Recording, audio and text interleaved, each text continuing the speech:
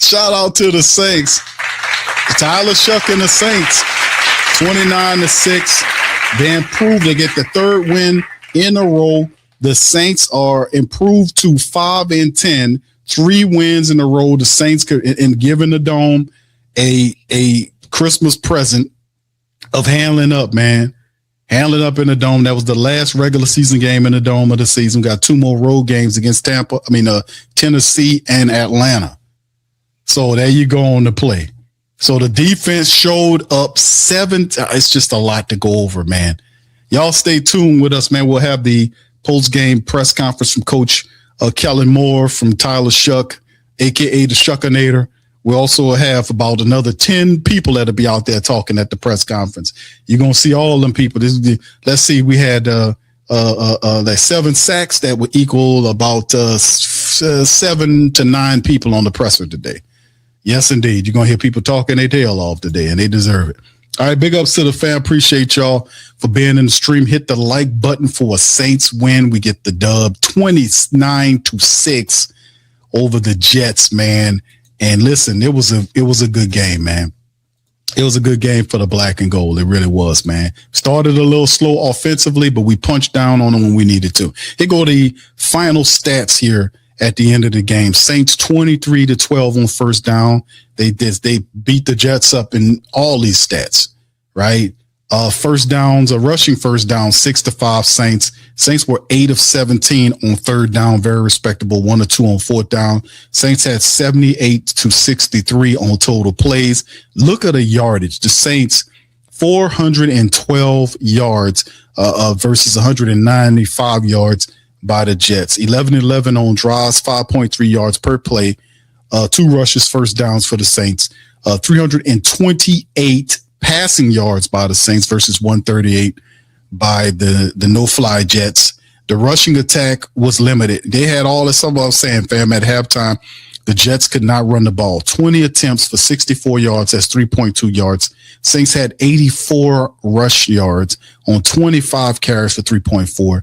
The red zone, Saints were 0-3 in the red zone. We got to fix that, but nonetheless, it was never threatening because you had the field goals being kicked. You had the defense locking down. So us not competing or not scoring in the red zone, the defense had the Saints back. Special teams had the Saints back, the back turns and offensively. Big win by the Saints, 3 straight. The Saints had 3 penalties in this game for 30 yards versus 7 for 54. They did not have a bunch of miscues and false starts. The Saints didn't have 1 false start, I want to say, in this game. That is big. So the discipline, you can see it improving. The Saints 31-18 time of possession versus 28-42. The Saints had a turnover as well to help out in this thing, but they did a lot of positive stuff for the Saints in terms of team. This was a 3-level win. All 3 aspects of the Saints team today showed up and showed out, right? And shout out to Taysom Hill. Taysom Hill fumbled the ball on the first carry he had and then proceeded to make up for the rest of the game. Taysom not only did throw a touchdown at the end of the game to Chris Olave for 38 yards and complete his only play, but he also was the team's leading rusher, 12 carries for 42 yards. The Saints put it in his hand with issues with Devin Neal and being hurt and having, us not getting access, not being able to run correctly, but Taysom Hill was the top rusher as well. Tyler Shough, big win for the Saints. Look how Tyler Shough's numbers line up. He was 32 out of 49 for over 300 yards, 6.3 yard average, a touchdown. He was sacked 3 times. His rating was 89.5. Very respectable. He got beat up in this game, but Tyler Shough is learning. 2 scrambles for 8 yards in the mesh of things. Chris Olave, 10 catches, 148 yards. Chris Olave, this is probably one of his best games as a Saint. 10 catch game, $148. He averaged 15 yards per catch and 2 touchdowns. He was 10 of 16. 10 of 16, 10 out of 16 targets for $148, 2 touchdowns, and 15-yard average. Chris Olave having a monster year. Juwan Johnson, 8 out of 9 for 89 yards, 11.1. Taysom also had 4 catches for 36 yards. Mason had 4 for 29 out of 5 targets, so on and so forth. So the Saints really turned it up in this game. We know Taysom had the fumble. Chase Young also had some positive, but the Saints defense was special in this game, man. The Saints had 7 sacks in this game. Justin Reed, 9 total tackles in it. Very quiet 9 tackles by Justin Reed. He was just kind of, overshadowed by the Saints sacking everybody. DeMario had 8. Alante was big in this game. He had 7 tackles in the sack. Jonas had 6 in the pick. So Jonas Sanker had a pick as well. And Kool-Aid was 5. Stutzman had 5. Danny Stutzman was in there making plays. Pete Warner had 2 tackles. Stutzman was in there with 5 tackles, fam. So those 2025 rookies making an impact. Jonas Sanker, Danny Stutzman, and the like. Sacks by Alante, 2 by Cam Jordan, 1 by Nate Shepard. Chris Rump got a sack. Chase Young got a sack. Jonah Williams got a sack. Isaiah Stallberg got a sack. Big Hugh got a sack. New Orleans, Who Dat Nation, sacked the Jets. No fly zone in the dome. They go home. Anyway, like I said, man, beautiful day. Charlie Smyth got the 3-year deal, came in here and kicked 5 out of 6. It would have been 6 for 6 of that if he would have lined that 61-yarder up. But like I said, he had the distance, but just not the accuracy. If you give him another shot at that, he'll nail that sucker. 5 out of 6 for 83.3%. 17 points from your field goal kicker alone. The Saints only punted the ball 1 time for 46 yards in the game. 46 yards. The Jets, in contrast, had 5 punts for 200 and look at that. That's crazy work. The Jets had 5 punts for 231 yards. That's crazy work. The punter had 231 yards worth of punts in this game. And the quarterback, known as Brady Cook, who wasn't cooking up nothing but some sadness, he was 22 of 35 for $188, no touchdowns. He was picked off. And Breece Hall had 16 carries, 54 yards. Saints closed the door. He was trying to get 1,000 yards. He needed 100 yards to get 1,000. He ain't gonna get it today. Saints said, "No, sir, you're not doing anything," and they proceeded to literally just stop the Jets. And this game could have been a lot bigger blowout. Remember, there was a couple of plays where the Jets defenders were past interference. The referees missed it. But in the end, the Saints did what they were supposed to do because they're a much better team. They smashed down on the Jets. They get their 3rd straight win of the season. They improved to 5-10. They have 2 games left. And if the Saints keep playing like this, they're going to finish the season 7-10. That takes us the momentum into next season to be able to get back and challenge quickly. So, yeah, this was big, man. This was Merry Shucksmas. All right, so ain't nobody talking about OG, huh? Where you at, Tasha? You ain't going to get on OG for saying Merry Shucksmas? But I say the Shuckinator, and everybody got a problem with me. So Jerry can say Merry Shucksmas, huh? Where you at, Tasha? Where you at, Tasha? Tasha, making fun out of me for saying the Shuckinator took care of business today. But Jerry says Merry Shuckness, you ain't got no smoke for Jerry. Oh, man. Great win by the Saints today, man. Saints on the winning streak, man. What can I tell y'all, man? This is good stuff here. Anyway, we're going to get ready to bring in Pops Q, man, and hear what Pops Q got to say about it, man. And this thing, y'all put it in the comment section how y'all feel about this, man. Yeah, it was L-Dub. It was like Oprah giving out sacks. You get a sack. 7 sacks by the Saints defenders today, man. Absolutely amazing. No, I'm sorry, 8 sacks. It was 8 sacks today. Alante, 2 by Cam, 1 by Nate Shepard, 1 by Chris Rump, 1 by Chase Young, 1 by Jonah Williams, 1 by Isaiah Stallberg. That's 8 sacks today. That's 8 sacks. I don't know what the record is. I think we had like a 10-sack game before. But regardless of how you look at it, the Saints defense is playing knockdown, drag-out football on the back of this season. And, you're going to need that going into Tennessee. They really handle up on the Kansas City Chiefs without all their people. But still in all, that's our next matchup. So the defense, man, if we can run the ball and play defense, listen here, we got something good. All right, shout outs for y'all. Y'all hit the like button for a Saints win. Hit the like button, man. Gonna bring in Pops Q, man, and get his word on the game. Pops, welcome on in, man. What are your thoughts at a good game by the Saints? What you think? That jet, they got to put some gas in that jet. That jet going back home with nothing in it. The Saints played another outstanding game, and Shough Tyler was just outstanding today. I tell you what, he very seldom missed. He threw the ball, and he threw the ball where he wanted to. They were trying to play man-on-man defense to stop the game, to catch it, but they couldn't stop it. They couldn't stop Shough. He was doing fantastic. They didn't have much of a running game. Now, once they can get him a running game, oh man, we'll have something. But I'm glad. Look, man, like I say, they should have won this game. Said it last week. They had to win this game, and they did. Right. It was one of the situations, man, when you take a look at what the Saints are doing, man. And we talked about it the previous matchup, Pops. We talked about if the Saints defense, because we know the special teams are responding well. We know the Saints defense is handling business at a high level. I know sooner or later you got to look at the offense and say, okay, we need the offense to earn its money. Well, you're seeing on the back end of the game, the Saints making the adjustments, but also kind of talk at the three levels, man, about the offense. Thoughts on offense, defense, and special teams, Pops. What do you, let's line that up and give it a grade. Offense, defense, special teams. Y'all put it in the chat. Kind of line that thing up. Offense, defense, special teams. What are y'all grades on that? What do you think about them as a collective? I give the offense a B today. They didn't have many penalties to slow them down. They executed superbly. I give them a B. The special teams, I give them a B.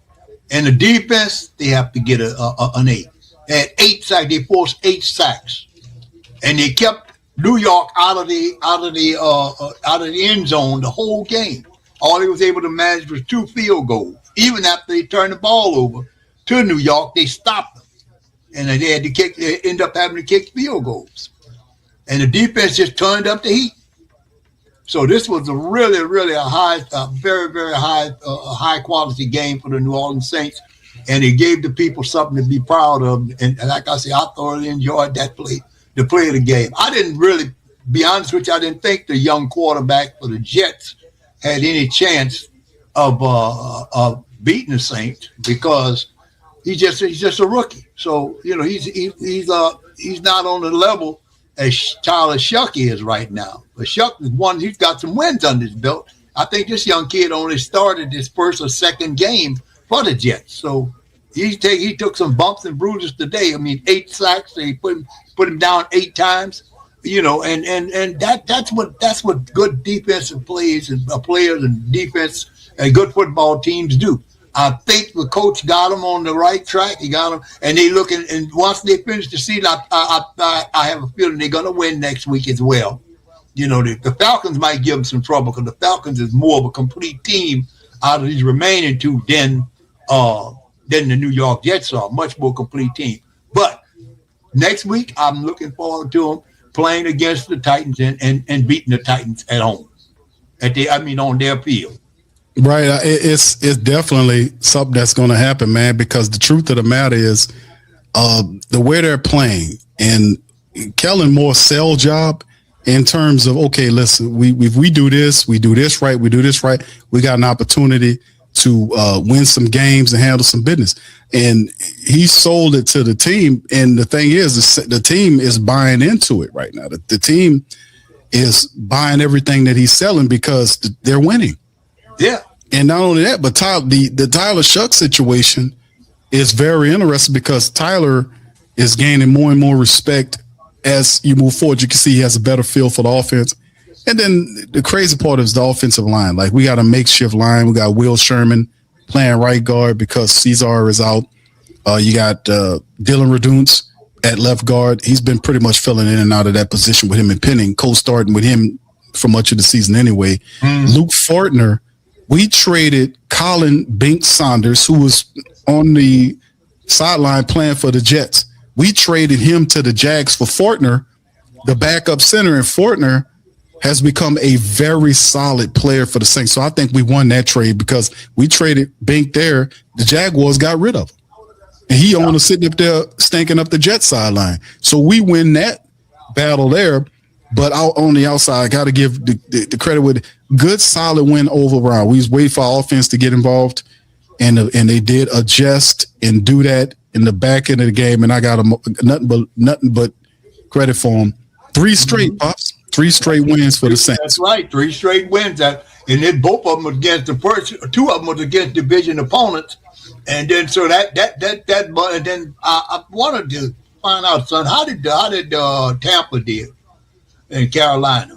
Oh, that's right now Carolina is leading that thing, Pops. I mean, they got an interception, and Carolina's up with less than 60 seconds left in the fourth quarter. Tampa Bay does have the ball on Carolina's 37-yard line, so it's going to come down to either a touchdown or a field goal. So right now, Carolina's up 23-20 on Tampa Bay with less than 60 seconds in the fourth quarter.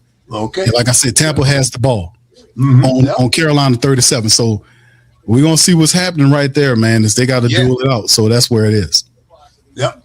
Yeah, and like I said, man, I enjoyed the game. I enjoyed watching it, and just the way this they're playing, they're upbeat. Because they're winning, they're getting victories. They're upbeat. They're playing the defense, the offense playing good, defense getting interception. All this what should have been happening along through the season is now all of a sudden coming to fruition. What Coach Moore had been teaching them. They finally started to execute his system, and look at the results. Yeah. Possibly actually this, man. I'm not going to try to be too petty because we like I said, it was a no-fly zone in the dome for the Jets. But you thinking Aaron Glenn having a little a little moment where he's saying, "Man, I think I might have made the wrong decision." Because remember, it was the Saints wanting Glenn at first, and he picking the Jets over the Saints. Then we pivot to Kellen. So you thinking Aaron Glenn right now having a little moment right now? Because I'm gonna tell you something, Pops. Aaron Glenn, that's not a 1-year turnaround.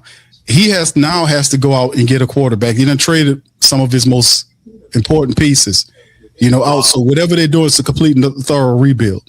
The Jets, the New York Jets people are not a patient lot. So in the end, I think Aaron Glenn made a boo-boo by taking his ass up there to the Jets. I hope he got a bunch of guaranteed money. Yeah, because I'll tell you what, if he don't turn that situation around up there, and I'm talking about soon, he's going to be on the outside looking in, and it may not even make the mid-season next week. He may be gone. Yeah, true talk, Pops. It's going to be interesting, man. Shout out to the fam. Y'all hit the like button, man. We'll have the press conference on momentarily. Black Preacher Man says Pops be coming up with some quotes. I see where you get them from. You. Thank you very much. Bringing me back to this world. Thank you, bro. Yeah. Appreciate that, man. They be getting on me, Pops, because I be coming up with some stuff. Yeah. And I call it the Shuckinator, and Tasha made fun of me on there. But y'all know what the Shuckinator is. The Shuckinator is what's going on right now. He 3-10 up the last few teams we played. And like I said, it should have been 4 games. Yeah. We actually beat the Dolphins. Chris Olave dropped that touchdown ball. That'd have been 4 straight right there. Yeah. So they've been playing well enough to win. We just been getting our own way. We're not doing that anymore. No, we're not getting in our own way no more. So we've learned how to play discipline without turning the ball over, this sort of thing. Let's talk about that, Pops. Talk about the fact the Saints had, didn't have all these penalties and miscues that usually prevent them from doing stuff. They didn't have all these crazy things, but no, Taysom had to turn over. What do you think about the Saints, how they kept the penalties down and was able to eventually, as a team, able to encapsulate and win the game? Well, I think one of the main reasons that the coaching staff has impressed upon them is to get rid of the silly penalties, false starts and jumping off sides and all these they've reduced that to a minimum in the last couple of games. There was one last game. I don't think there were any this game, maybe 1 or 2, but I don't remember seeing any time when they actually, actually what they caused a problem for the offense. I mean, they had the turnover, and that's how New York was able to get that 3 points, the first 3 points. They were 3 and out. But see, the thing is, right now the young quarterback is in rhythm, and if we can keep him in rhythm like that. Yeah, just phenomenal. The shout-outs took a while. Hold on just a second. There's a bunch of guys making hold plays. We're going to hear from Kelly. We'll get back to you. I thought it was just credit to our guys, just the relentless effort, the finish, the way they're playing together. Those sacks, there's coverage associated with that, the way our guys are covering on the back end. And guys just took advantage of opportunities. It was really cool to see. I don't know. I'll have to tally them up later because, it was a healthy list.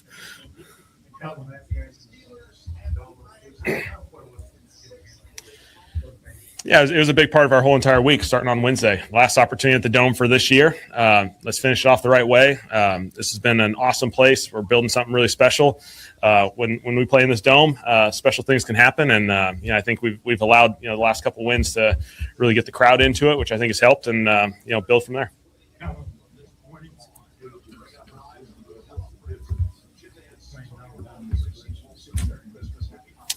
Yeah, I think it's just the focus, the habits guys are creating. I think we're just simply playing better football. All 3 phases. We talked about complementary football. All 3 phases working together, playing off each other, feeding off each other's big moments. And again, I love the energy that's in that locker right now.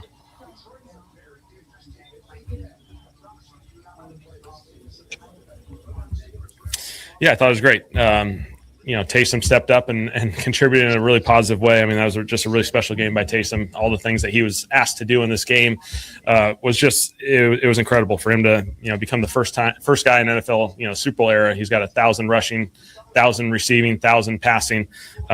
First guy in the Super Bowl era to do that. I mean, it's a really special thing. It's he's just a special guy. And then the young guys hopped in there, and when their opportunities present themselves, I thought we're still able to get a few runs in there. It wasn't always pretty. It was dirty. And then the pass game, obviously, we were able to create some explosives as a result of that. Were you guys trying to get him that touchdown? The opportunities were certainly going his way towards the end of the game, yes. One like this, that's not close in the last couple of minutes. What did this one mean, do you think, for the team and for just the level of confidence in that line? Yeah, I think it's just the confidence is growing. We're creating habits. We're creating meaningful December football. We want to play that, moving forward. And so we're starting those habits right now. Again, like we've said, winning is contagious. You want to create those winning habits. Starts every opportunity you have. And so it's really cool to see our guys doing this.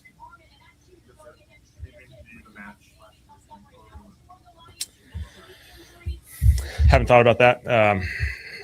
I think our guys, again, we're just playing some better football down the stretch. We just got to keep building on that. We still got a couple more opportunities, and we just got to keep growing. Yeah, just awesome. Relentless. 2 sacks, around the ball a ton, making plays a ton. It's just a really special day.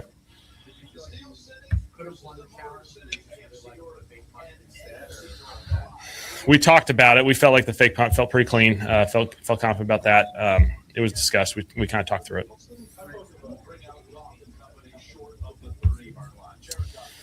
Yeah, it's good. We got to finish some drives. We got to score some more touchdowns in those situations. I thought teams-wise, Charlie did an excellent job. Again, kicking the football, made some big plays in special teams. That was going to be a really hard challenge for us. I mean, they're basically number 1 in the NFL in special teams, and with good reason. They're really, really talented there. And our defense was just relentless, And so I love the way all 3 phases were working together, and just continue to compete for 4 quarters.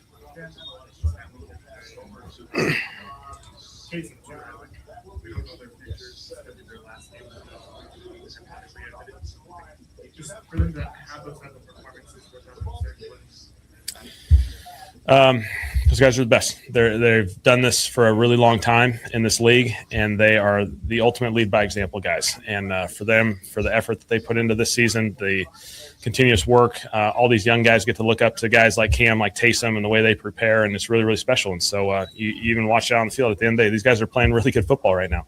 And so, I'm really excited about those guys.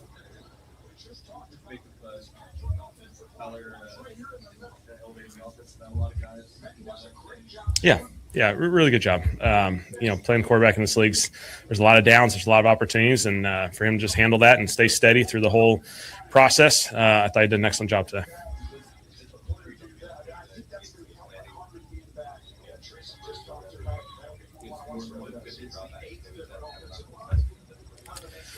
Yeah, I think just the way the game was flowing. Certainly, you always would love to run the football a little bit more. I just felt like, from a pass game perspective, it was a little bit cleaner for us, a little more efficient. And, again, that's credit to those guys. Tyler executing at a really high level. Yeah, those guys, we'll just see what happens. Brizzy was a knee. We'll see tomorrow. Foster's with kind of the ankle on the hip drop thing. So he kind of got caught there, and so we'll see how that goes. Just with Charlie, he was signaling one more.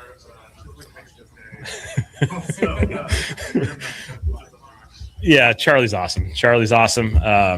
He's playing really good football, and our team's rallying behind him, and so he's got a bright future.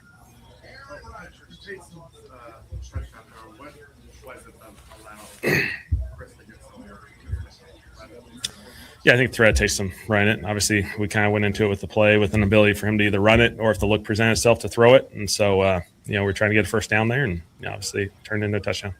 You talked about how special that was those milestones. I know we talked about it before, but how unique players. Yeah, I think at the end of the day, this league talks about trying to get Taysom Hills on your football team.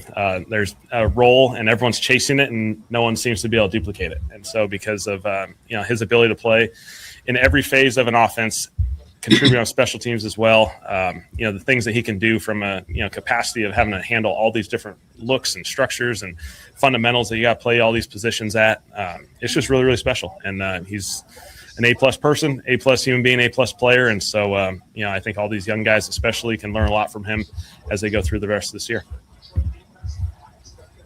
All right. Thanks, guys. Shout out to Cam. How's everybody today? Good, lovely. I came in wearing a suit, but I said this would be a little bit more, casual. I'm going to put my suit on when I start walking out to see the family. We got a lot of family here. Sister flew in from Germany. Brother came down from Arizona. Dad, I'm not sure where he flies in, flies out. I don't know. I'd never have a tab on him. But I got like 8 boys from Cal that came through. Wish I could have had Tosh Lupoy out there. Shout out to him getting a new head coach spot at Cal. Went into this game knowing that this was one of those games we could take advantage of in defense. And I love that it was sack party. I said 7 sacks. Apparently we had 8. From Jonah Williams to Nathan Shepard to Chris Rumpf, Chase Young, Alante Taylor, Isaiah Stallberg, and myself. Is that 8? Hopefully that's 8. No, am I missing somebody? I said Chase Young. Did I not say Chase Young? Obviously, strip sack right there.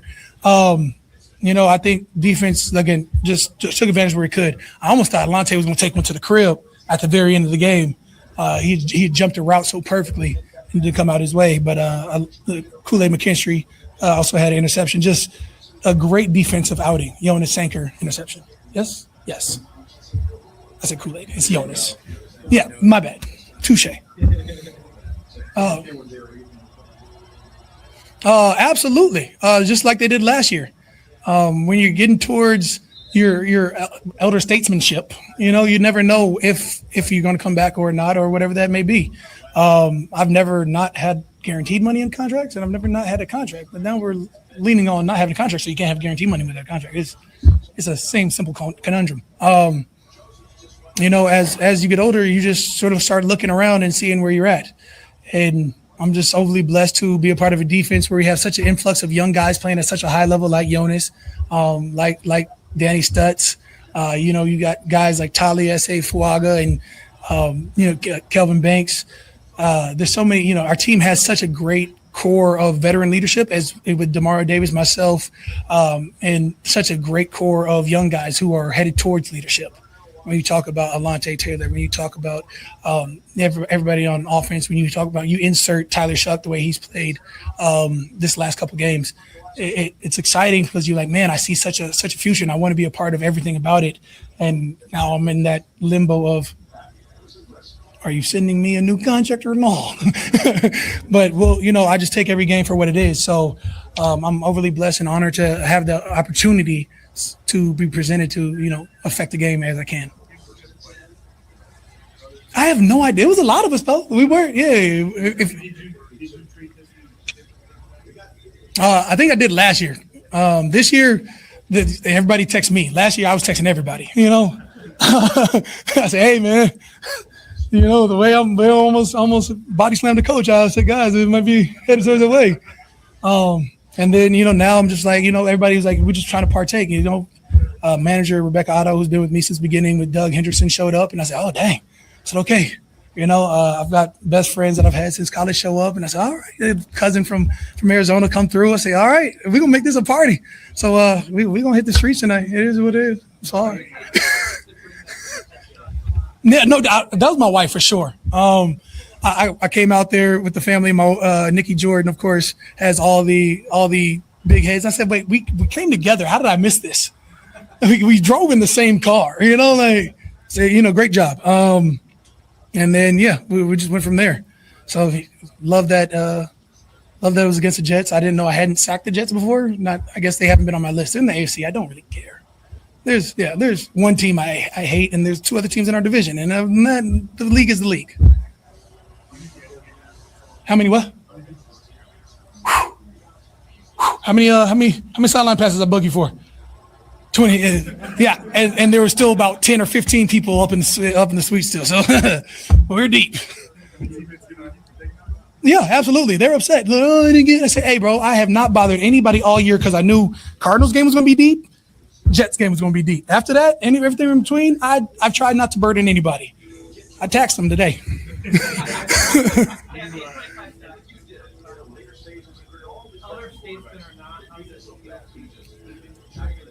Is it aging backers or just taking advantage of opportunities presented? I mean, you take it back to 23. I tore a couple ligaments in the leg, went to a straight run mode, which capped my season probably at like week 11 or whatever it was. So it finished with two sacks, 2.5 sacks, whatever it was. It was something, not the huge twos. The next year sort of got buried. And once I saw light back on the edge, because apparently I'm not a nose tackle. Did you know that? I'm not a nose tackle? It's crazy. I've mentioned it a few times over my, 17 games of incarceration. That's not the right word, purgatory. And then, this year back on the edge, you could have some fun. You stop the run, have some fun. That's been the name of the game, and, take advantage of every opportunity presented. It's nice to add on some multi-sack games.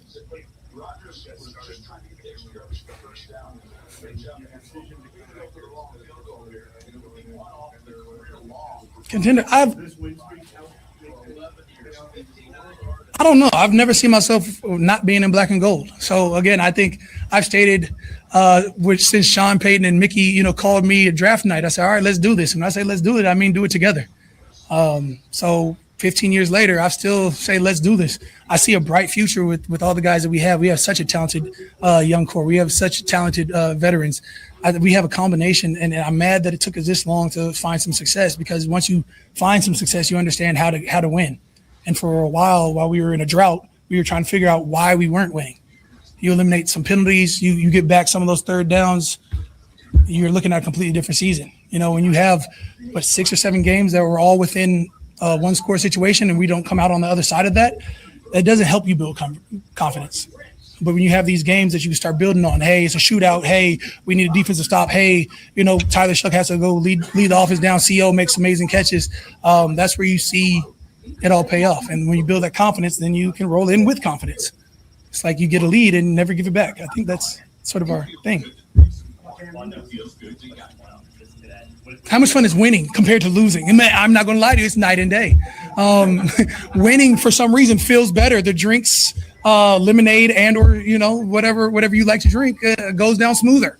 The kids get happier. They're always happy to see you, but now you're happy to see them. I've got a 10-year-old. So he's like, "Dad, you guys lost," and I'm like, "Damn, that hurts." And he's like, "Dad, we won. We're the best." Yes, we are today, and we have to continue fighting for next week. Mm-hmm. Yeah, we should probably have more strip sacks. We've got to, we only had 1 strip sack out of there. We got to focus on getting the ball over more. The more we can give the ball to our offense, the better off the offense can orchestrate more touchdowns. I think we took a touchdown away from Taysom Hill. We had a passing and a receiving touchdown. So now he just has a passing. You know, if we gave ball back a couple more times, maybe he gets that back. Any worry it's going to be stat corrected? Stat corrected from what? Yeah, I'll let you guys. I'll let you guys figure that part out. I know I'm gonna keep hunting. What's mine will be mine. And if you say otherwise, I don't know. We'll get you some corrective vision. I don't know. Yeah. Again, it's not a bonus. It's more just recouping what I've already. You know. Yeah. It's a recuperation. It's not a incentivized. Hey, I didn't see it coming. It goes, no, I need that back. Cam, you said you're in limbo. I mean, how uncertain do you think it is you wouldn't be back? Sir, I've always had a contract. About 2 years out from contract being done, I think I've always signed a new extension. This is the first time where I just don't know. It's not on me, right? Can I create my own contract? Jonas, can you write your own contract? I don't think so. So again, like I can only put my best foot forward. I can only love on my teammates and appreciate my teammates as much as I can. I appreciate each and every practice I've been a part of and go as hard as I can when I'm able to. And the rest takes care of itself, as it always has. Again, I've always wanted to be here. Unless you don't want me, then I got to go back to the West Coast. I'm focused on us finishing these last couple games. Has my agent and Mikey talked? I hope so. I don't know. I'm focused on. Yep. I'm focused on Christmas with my kids. Hey, I didn't say anything. I'm all about Jesus today, brother. Yeah. God is love. And indeed, his birthday coming up. Did you bring a manger? Oh, that's it. That's all I'm going to say. Love it. Sorry. I'm done. I'm going to let my teammates talk. You guys have a blessed one. Merry Christmas. Happy holidays. All right. Shout out to Cam. Big ups to Marvin Mackey. Q, man, I thought we was going to hit a cleanup, man, all year long, but we turned it around. I'm excited. Shout out to you. Here's Jonas Sanker. Established veteran like that up here talking about you and the young core of this defense. Just what does it mean to you to be able to go out there and help make plays? Yeah, no, it's awesome. Just hearing guys like Cam talk, you kind of got to really listen to hear the good, because some of it is just him joking around. But it's great to have somebody like that. Constantly building guys up, and he's been that guy that we've expected him to be every day. So it's awesome to see guys like him, DeMario, just being able to have that consistency and just commitment to the team, even at year 15. So. You got the interception on the breakdown here. It looked like there were a couple that you might earlier in the game that you might have been looking for that kind of look for throughout. Is that something you were hunting for throughout the game? Yeah, no, we're definitely looking for that, and just really emphasizing playing off the quarterback eyes. It's funny because literally that before we went out that possession, our coach is talking about, when they go 3-by-1, Coach Staley talking about, when they go 3-by-1, be ready to cut that special. Sure enough, that's the play we got. So I was ready for it. So, they've done a really good job, helping me be prepared, just pushing me to, take this season with a grain of salt and just try to constantly get better every week, not get too caught up on the ups and downs, and just find ways to constantly be improving. Obviously, this season got off to such a tough start. What does it mean to you to be a part of this? That's excited for something. No. I'm a big believer, in what we have, and I think we're doing things the right way, and I really trust the establishment and just what we're trying to do, and like I kind of said in the question before, just keep improving, focus on what I can control. And just understand, we got a lot of other hungry guys who are having that same mentality. So, I'm really excited to see what we can do in the future. Talk about the communication conversation with coaches on the sideline before that drive. What has this defense done to set you up for success? Just allow me to use, my range, and just allow me to, play free. I think they've done a good job of just. I think that the toughest adjustment for me was just, understanding how to use my strengths, within the scheme, and just kind of get really comfortable in that setting. But I think the repetition and just the trust has gone a really long way, and just, ultimately helped me to feel more comfortable and just helped me to play free out there. Is there a moment last year where you feel like that really settled in for you?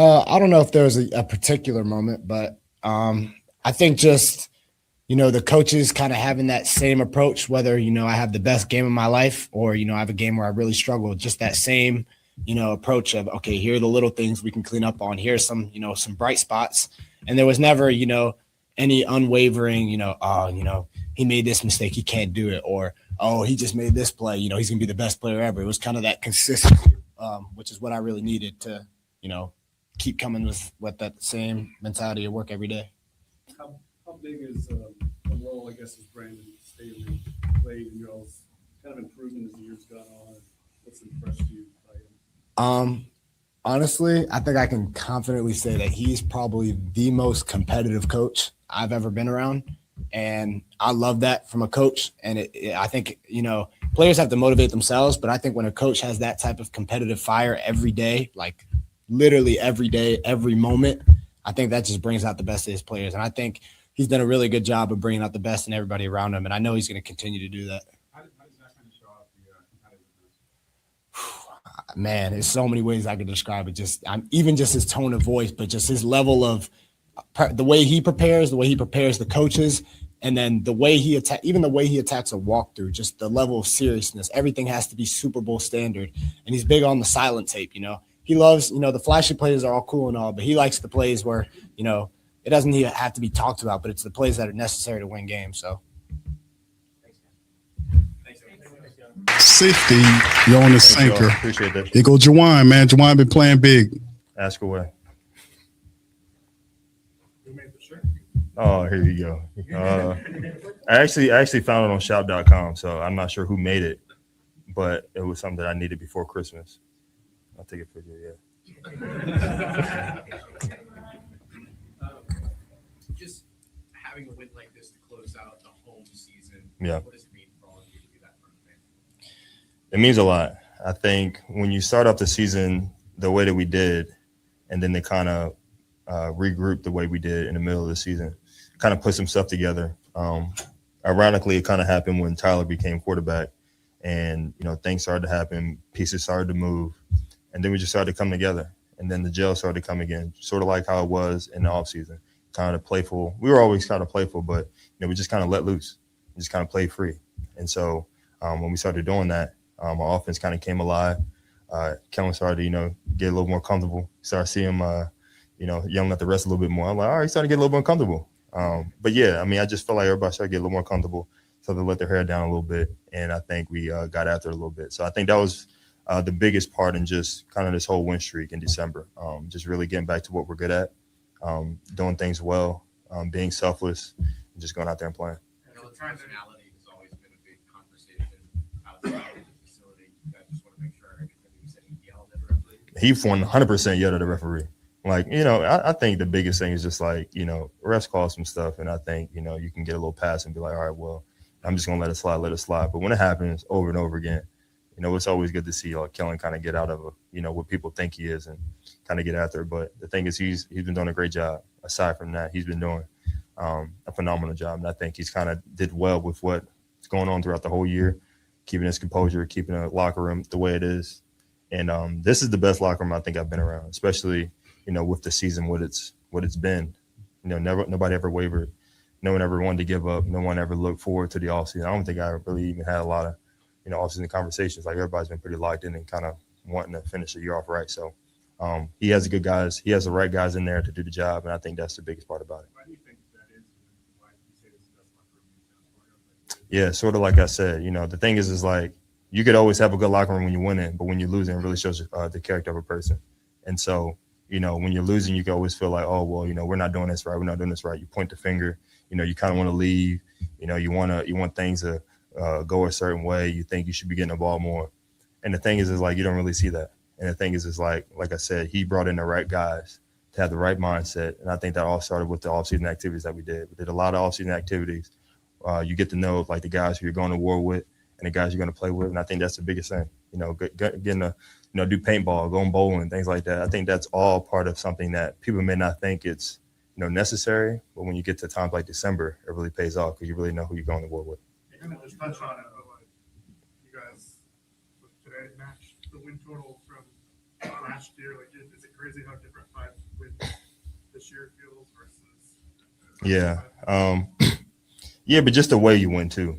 And I think, like I said, when you win with certain people, especially like the players, it means a lot more because we know how much work we put in to be where we're at. You know, I don't think people expected a lot out of this year, but I think the narrative is starting to change just the way that we're like compiling on wins and the way that we're playing and the way that we're winning.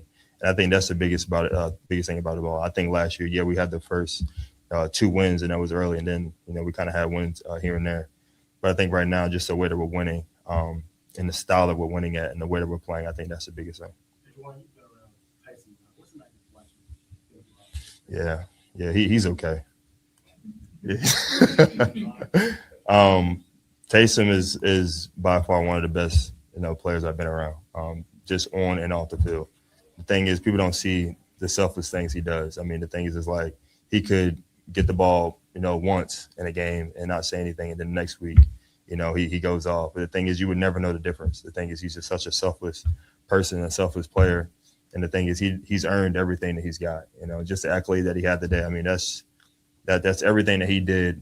Like what Jonas said, like the silent tape, that's just a silent work that he's done on the side that no one else sees. And I think that's the biggest thing. He has all the credit in what he's done, just in his career. And then he has I'm grateful and I'm honored to be one of his teammates. 2 more for the one.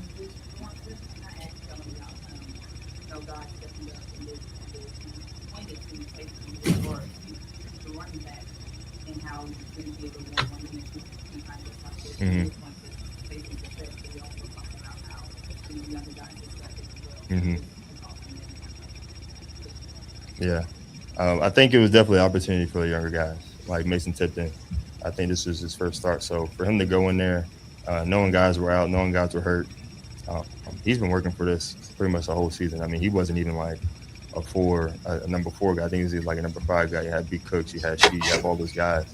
And so, with him coming in here and just working and working and getting his opportunity just to do what he could do just to help the team out, I think that's a big testament to him. Just like Aldridge. Aldridge came in, he just came off the street or whatever when we picked him up, and then he goes out there and makes some plays for us. And so just having Taysom in there, I mean, we have him everywhere. Have him at receiver, tight end, running back, whatever it is. I think, all those guys, like I said, it's just like a team, just a bunch of team players in here. And I think that's the biggest thing about it, just having a group of guys who aren't selfish. You don't say, oh no, I don't do that, I only play this position, or I don't do that, like I need to move, I need to go somewhere else. I think we got guys in here who can really do the job, and that's the biggest thing about it.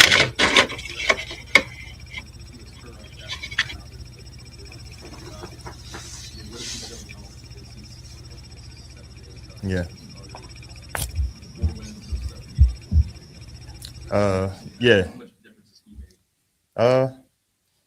It's been a difference, but I think the biggest thing, he's just being himself. Like, I think even when he wasn't playing, he was still being himself. He was playing like some weird music coming into the locker room or going into the training room, like right before the game. He's still playing his weird music, or he's still making jokes like here and there going to walkthrough. He's still been the same person, since week 1. So I think the biggest thing is just like there wasn't any like shift in terms of his personality. That's the biggest thing, like especially having a quarterback. You're not going to get anybody that's going to change on you. He's been really consistent. The only thing that's happened is that he's just improved his preparation. I think that's the biggest thing. Grabbing guys, watching film with them, taking guys, even taking me, and like let's going over little things like this is what I see. Do you see the same thing? And going over things like that. I think he's just become more of a leader. Nothing in a negative way. Everything has been in a positive way. Can I skip that part? Because I don't want to offend y'all. But it's just some weird music that I don't listen to. But it's been good. Why you look at me? I didn't say I'm trying to look at you. I'm just saying. All right, y'all. It's Taysom, man.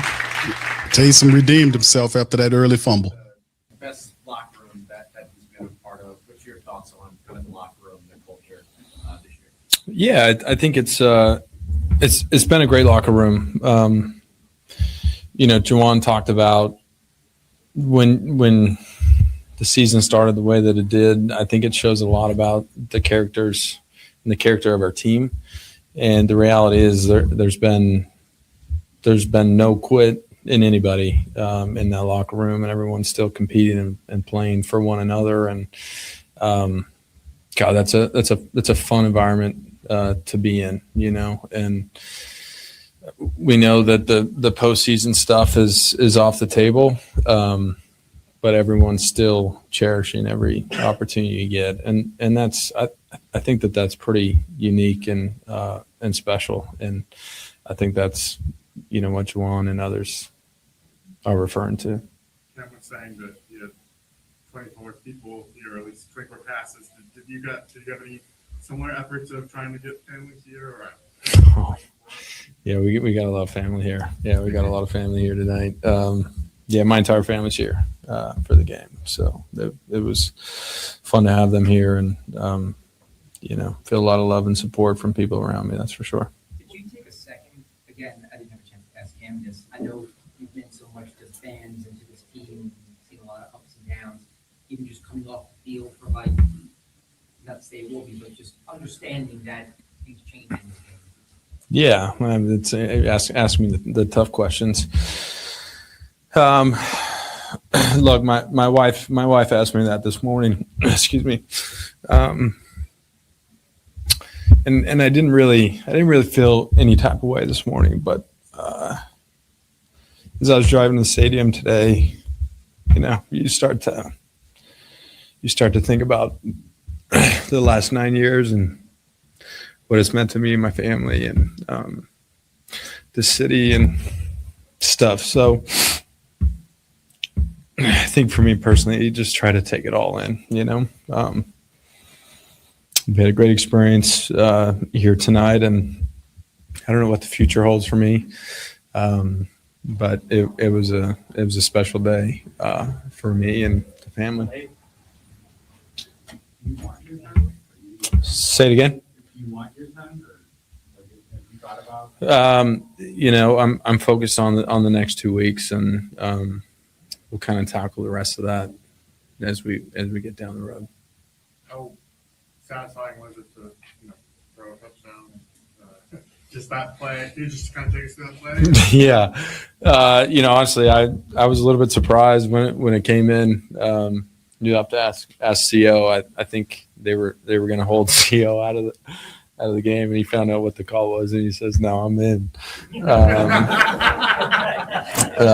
You can confirm that with him because I was on the field. But yeah, look, I mean, it was. I know Kellen made a concerted effort to give me more opportunities and stuff given the circumstances, and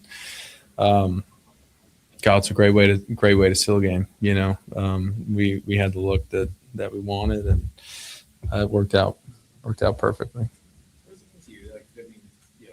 Kellen's in his first year here, he doesn't have the full breadth of understanding of your contributions here in terms of watching it all transpire, but he's still sends the ball your way. Yeah, Kellen's been great. If there's one thing about Kellen is he's a very aware coach, and he knows what's going on, and he knows how challenging this league is. And I think he's got a really unique perspective having played, and, he's got a different perspective from being in the locker room that way. And he doesn't let those things, just pass by, and our locker room and the recognition that he gives to guys for what they do is evident of that. So I think everyone appreciates that about Kellen. It's one of those things that endears a player, to him, and a locker room, and people feel that and rally behind that. He also said that after your receiving touchdown was swiped away, that they really tried to get you on. Yeah. Yeah, it's funny because I've not had any conversations about any of this, but I was laughing in my head. We had the touchdown, then the next play he tried to give me another one, and then the next play he called the screen to me, and I was laughing in my head, and it was like Kellen knows. Look, those things don't go unnoticed, and like I said, Kellen's great about all of these things, and I appreciate that about him. The touchdown that wasn't, how does that tackle over what kind of helped the UCLA things, and how did that kind of build out from last year?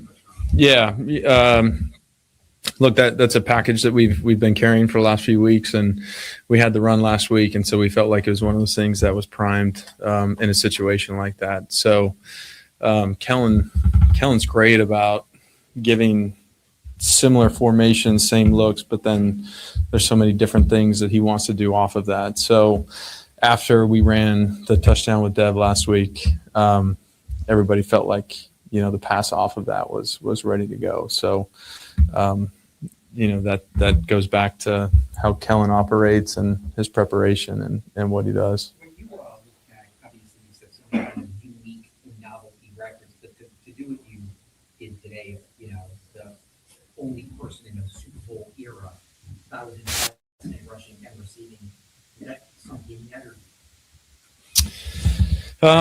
No, I don't know. I mean, I'd be lying if it was something I wasn't aware of, in conversation and stuff. But I think in moments like these, causes me to be really reflective, and I think my overall feeling right now is just one of gratitude. I think this organization, this city has been so good to me. All the way back to Sean, and had this unique vision of things that I could do. And God, I owe a lot of thanks to a lot of people, throughout the last 9 years of different opportunities, because I think, it'd be easy not to give me opportunities like that, to have these unique experiences. But I really appreciate what those guys did early on. I really appreciate, Kellen and Clint last year, and these guys that have continued to create opportunities for me. It means a lot. So I haven't thought a ton about it, but I can tell you, I feel a ton of gratitude. Was the receiving part of that something that you ever envisioned for yourself as a college quarterback? No. I mean, there's. How long did that take you to feel comfortable after running routes and football? I mean, I would say that part of it has kind of like been this little bit of a joke, not a joke, but it was. Look, I feel comfortable doing that, but I still remember, 5-6 years ago, Devontae Adams was a teammate of mine in Green Bay, and we were playing them, and I'd caught a touchdown or something, and I saw Devontae after the game, and he made a comment to me about, like, man, you got more receiving touchdowns than I do, And, so look, I think that goes back to what I said earlier, where I owe so many thanks to so many people that created unique opportunities for me, And, Is there a moment where you turn from this isn't really what I expect my career to go to, you have it at a regular I haven't really thought about my career that way. I think my mindset through all of this was you just got to take advantage of every opportunity that you're given, and this is it's a challenging league. It's a challenging league to stick around, and super competitive. And so I think when you get opportunities, you got to take advantage of them. And so that's really been my mindset throughout all of it. And I haven't really thought much about how unique it's been, or what I wanted or what I didn't want type of thing, just taking it one day at a time and making sure that I make the most of each of them. Okay, one more for Taysom. We're a little backed up. I know that you said it a couple of times you haven't thought about it, so I'm sorry if this falls in this category. But at this point in your career, could you imagine playing for another team? Like, would you consider that to going or something? Yeah, I think that's one of those questions that we'll tackle down the road. But I can tell you, I have so much love for the city of New Orleans and this fan base and the way that they've embraced me and my family. It's been really special. So, I wouldn't want to play somewhere else, but there's a lot of circumstances that, are out of your control too, right? And I understand the nature of this business, and I'm not thinking that way right now. But we'll tackle that when we get there. Thanks, guys. We'll have Chris Olave and then Charlie.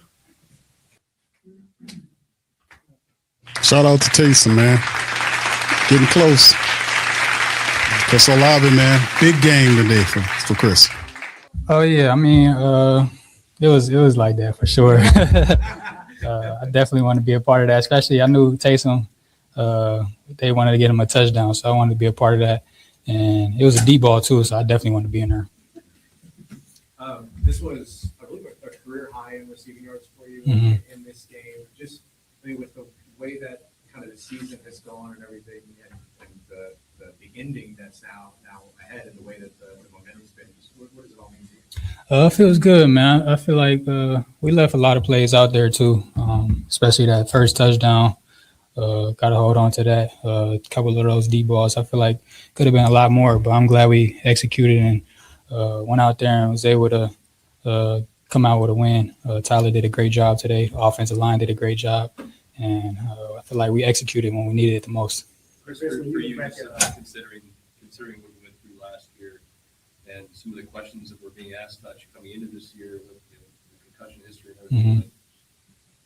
To know you're coming out of today's game, you got 1,000 receiving yards, more career high receptions. Like, what does it mean to put that all together this year?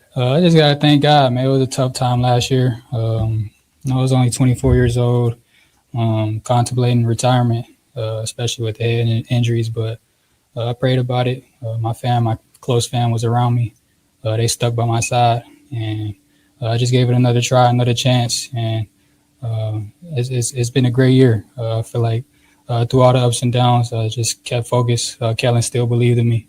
And all I could do is thank God in this situation. And I'm super grateful.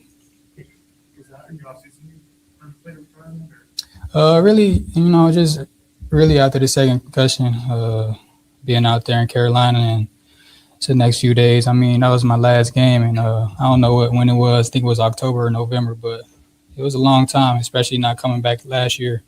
Had that being my last game, and it was tough. It was real tough. Long off season, a lot of thoughts, a lot of things, and especially early in the year, it's easy to be in practice and run routes and do all that without getting hit. But the first few games, it was tough going out there, kind of trying to get down and get used to playing again. But kind of after a few games, I kind of got more and more comfortable. Did you decide, all right, I should retire that, in the offseason, and once you started to feel better? Playing sports my whole life, I can't really imagine my life without playing football. But it was tough, with the head injuries and all that. But like I said, I just talked to God a lot, talked to my family. That was the best thing around me at the time, my parents, my brothers, and all my close people. I felt like I leaned on them a lot, and they helped me get out the situation, and I'm super grateful to be where I am today. You guys are being transparent about contract conversations moving forward after this year. You still have another year on your deal next year, but are those conversations continuing, and is that still something you have decided to do? Yeah, they've continued. It's been a clear communication, but I ain't really focused on that right now. Just trying to finish the year off strong. It's been a couple conversations here and there, but like I said, I just want to prove that I'm one of the top receivers in the league year in and year out when I got a full year. So just got to finish these last two strong, and them conversations going to come. And maybe this goes without asking, but do you want the extension, right? Oh, yeah, of course. This is where I want to be, man. They took a chance on me. They traded up in the draft to be able to come get me. So they've been nothing but good to me. They was here for me last year when I was going through that tough time. They told me to take my time. They stood by my side. So, and even this year when Kellen came in, he still believed in me through the ups and downs this year. He kept coming to me, and I'm super grateful for that. And I can't thank the organization enough for that. Chris, I need two games left, but how helpful will it be for you going into offseason on quarterback saddles and start building and doing all that stuff with Tyler? Man, he's doing a great job. Like I said, the city's behind him. He's doing it. He's performing really well, especially with all the injuries. I know it's going to be a long off season, but to be able to work with him throughout the off season and build that chemistry, build that connection to be even better next year, it's a huge thing. And I feel like that goes unnoticed, but I feel like it's going to be a great thing going into next year.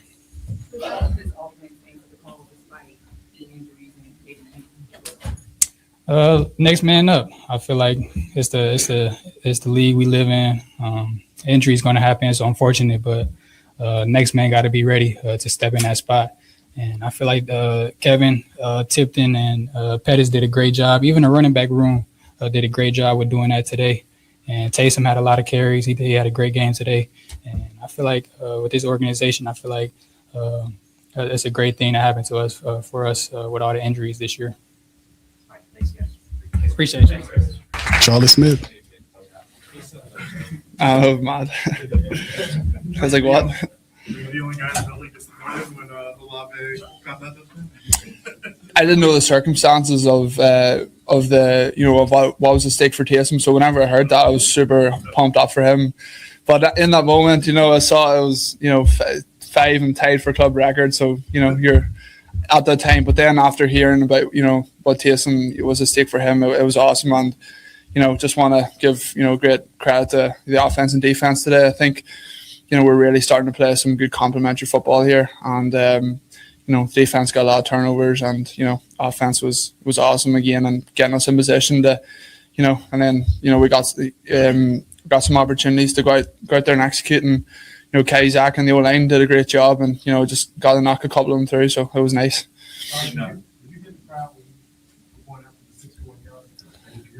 Yeah, it's a moment I would like back. I think it's a little bit of a learning moment where, I know I can hit those without having to change my form, but because it was your first 60-plus attempt in a game and it was end of half, you're kind of a little amped up going out there, and I kind of just wish I could have that one back, and it was a great learning moment for going forward where, I feel like I don't need to change my form to hit that 61, but I kind of just sort of short stabbed it but pulled it a little bit, so we'll learn going forward, but yeah.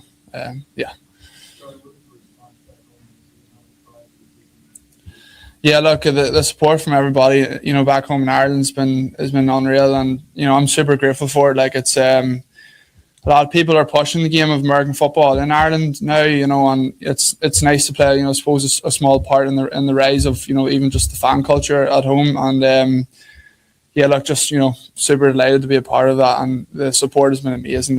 Just constantly getting texts, and my phone's just constantly blowing up this past couple of weeks. So it's been unreal, and yeah, just it's but look, it's been unreal because this organization took a chance on me a couple of weeks ago and says, look, despite all the lack of experience, we're still going to give him a shot, and we'll see what he's been doing in the building. So just super grateful to everybody here.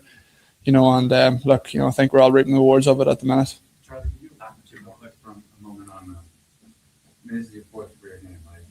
Yeah. The Saints have been around for over half a century, and your name is in the record books now, at least tied. Between that and the accolades that Rory McIlroy has had, what kind of year is this for Northern Ireland sports? Yeah, it's been a great year for all of our sports, to be honest. Rory won the Masters, and then Shane Lowry hit the putt in the Ryder Cup, and the athletics at home's taken off really well. A couple of the girls are doing really well. The Irish soccer team had a big win against Hungary a couple of weeks ago. So I feel like the sports at home's rising. Katie Taylor in boxing, so it's the Irish sporting culture around the world is really picking up, and it's pretty cool to be a part of that. So just got to keep it going now. Charlie, I'll have to see if I'm right here, but I'm fairly certain you're the only kicker in the NFL that fans cheered for every single time that you walked onto the field. What did that mean? Yeah, look, no, it's nice now that, the support from everybody here in New Orleans has been unreal, and again, just the phone, the DMs and stuff, everybody's just being really, really nice, and you don't take that for granted at all, because you want to be liked, right? You want to make kicks, you want to have the team win, and if we can keep doing that, that's where it's at, really. I suppose just my focus is on. It's great having that, but it's only going to continue if I stay focused on what I can control, which is the next kick, So I was really happy then after, the miss that we were able to respond, and I think it was the extra point after. But no, look, it's, again, I just want to emphasize the team here. It's when we were 2-10, I haven't been around, American football culture a lot, right? This is, the first time, but even when we were 2-10, everybody in the locker room was super together. I don't think that's normal. I think whenever teams that are in like losing games, people start to get bitch at each other and start to give off to each other. But this hasn't happened this year, and this team is stuck together, and that's why the wins are starting to come now, because we're starting to find out about everybody, and look, we all want to be a part of this going forward, and that's kind of what's at stake for everybody. Who's going to stay, who's going to not be a part of it. So that's what everybody's fighting for, and that's what I'm fighting for. I want to be a part of this, and so let's just keep it going and on to Tennessee next week now. Yeah. So yeah, thanks everybody. Nice sweatshirt. With the Guinness shirt on, no doubt. Shout out to Charlie Smyth, the kicker. Nate Shepard, man. Well, they're going for a record tonight with Presser. Impactful year, but you're a pretty reserved guy. Mhm. Can you tell us It's been filled with like a lot of challenges. I always go into like a year knowing that there's going to be adversity. You just don't know where it's going to come from. You don't know what form it's going to take. And it's just about like, okay, whatever obstacles in our way, how are we going to overcome it? Because that's where, progress happens. So I feel like we've just been doing the best we can to, lean on each other in these hard times and times of adversity and be like, okay, well, why are we facing this? It's to get better, right? That's what we committed to, right? Early on in the year before any of this started. Okay, well, here's the obstacle. How are we going to overcome it together? So that's been, I would say, the focus that we try to surround ourselves around and just kind of block out any other distractions. When the sacks are coming like that as a team, how much fun is that, and how much does it sort of feed on itself? The snowball kind of thing. I get what you're saying. It's like a little bit of a feeding frenzy, but it's great when that happens, but it's kind of like there's a huge recipe a part of that. Like everyone has to contribute. It's not just the defense. It's like if I'm looking at this game, I'm looking at special teams. To begin with, special teams played very well. We're able to have like great field position no matter where we started. So, got to give it out to special teams. Offense doing a great job of sustaining drives. That's definitely huge. Does a couple of things. We're able to come up with more points. We're also able to keep their offense off the field. They have less opportunity to create explosives. Definitely won the turnover battle. This like all goes into it. So, and then what else on the defensive perspective? Don't quote me, but I think we had kept them under like 70 yards against Breece Hall. He's a premier back in this league. So every time you can take away the run game, eventually, and you're scoring points on offense, great field position, eventually it's kind of like a pressure cooker where it's like, okay, what is an offense going to do? They're going to go to throwing the ball. And when we're in that great position, hey, everyone can kind of contribute off of each other and, get those big plays. Sorry, what was that?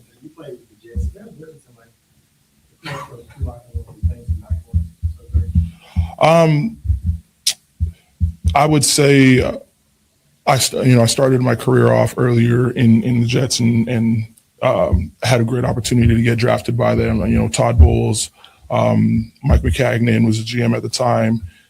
Still close with Todd. Now he's at Tampa Bay. So, and there was definitely like a lot of turnover in my time there. So I would just say like everything I took from the Jets, is part of who I am today. So I can't really take away from that. I would say that in this locker room, what we're trying to do is just try to keep going forward. Whatever the adversity is, we're just trying to keep going forward, trying to lean on each other. And, we're not like our mentality is, hey, as long as we don't give up, we don't lose. Whatever the score says at the end of the day, that doesn't explain, the effort that we got to put in. It's not related. So it's just like, hey, whatever adversity we have, whatever problems there is, how are we attacking it? Whatever the scoreboard says. Just being Cam's teammate, see his family show up. What do you make of that? And then for him to actually, come out and have the game that he does too. What is that do for you guys as a team? I mean, with Cam, it's just a matter of time. You give that guy reps and you're going to have production. So definitely happy for him. Was I surprised? I'm just like, no, because I'm like, I know this is what he does. This is what he's going to get done. This is what he's going to continue doing for, as long as he chooses to. So it's really great to just I wasn't here for his whole career, but it's really great to like be a part of what he was able to accomplish today, and just kind of look back at like, dang, look at this body of work that he's been able to do. Look at his resume. To be part of that is a great opportunity, but also like an inspiration to like everyone else, wherever part you are in your career. Like, hey, as long as you keep with it, you know, a lot of things can happen at the end. What opportunity Staley coach stands out? And how he goes about who you guys are in preparation and all this? I feel like one great thing about Staley I could say is that you can tell that he's looking at the big picture, and I feel like he's definitely looking down the road. Even though each day he takes one day at a time, he definitely has a lot of belief in this defense. He definitely wants to drive this defense in a winning direction, in a dominant direction, and that's what he holds us to every day. And every day, same guy, same expectations, high expectations for everyone in that room. And there's no easy way out. So mistakes, whatever it is, he's gonna get on you, but only because he expects so much from everyone in that locker room. And you know, we're able to put that together and have good performances. So definitely, you know, enjoying that right now. Bank and I were going to hit it up.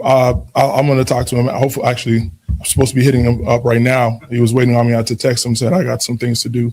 But no, Bink's my guy. It was great seeing him. It was great seeing a lot of other guys. I mean, Jermaine Johnson. Glad to see that he came back from injury and he's healthy. Michael Clemens. Who else is there right now? Brees Hall. Those were a few guys that it was great to see them, and some other guys in the building for sure too. Hey, thank you guys very much. Shout out to Shough. Shough been playing a lot better, man. Over the last 2 or 3, been playing really well. And here's Shough, the Shough-inator is on the mic. This many times, or is that sort of the way it played out once the game started?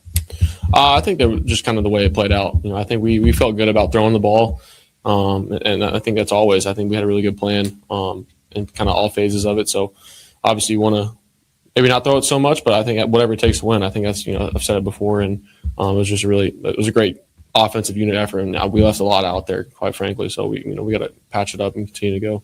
Did the touchdown pass to Olave just open some stuff up for you? He's just kind of, you get that first touchdown, and you can kind of get stuff going a little bit more. No, I mean, it was frustrating because we didn't start how we knew we could do, and I think we were moving the ball. We were just like a yard short in some of those third downs, and it was tough. But I think it was just a great play call by Kellen and a great route by CO and all the guys kind of helping them get open versus that man coverage look. And I mean, whenever you can kind of get him, one-on-one, obviously you got to throw him the ball. Was there kind of an effort to get him involved early this week? Obviously last week you were saying the first half. Yeah, for sure. I think we got to do everything we can to get him the ball, and that was my goal. We had great communication the whole week. He's one of our best players, and he needs to get the ball. And credit to him preparing the way that he did, showing up. It was big time. Obviously, things happen during the game where certain flows, but he's always the same dude. I know you're a rookie. This is your first NFL season, but like to find this momentum at the end of the season here with three straight wins, like do you feel like this is something that you can build on going into next year, knowing that the postseason's already kind of? Yeah, I mean, I think anytime you can put something on tape that you want to show other people, show your teammates, all of us, we're all playing for valuable, for everything that's valuable to us, whether that's we're going to be here on a different team for certain guys or we're super proud of, what we're putting together. I think we're just having fun. And I think that's the biggest thing. We all want to be here together. We're understanding that how we finish this game is kind of the characterization of this team.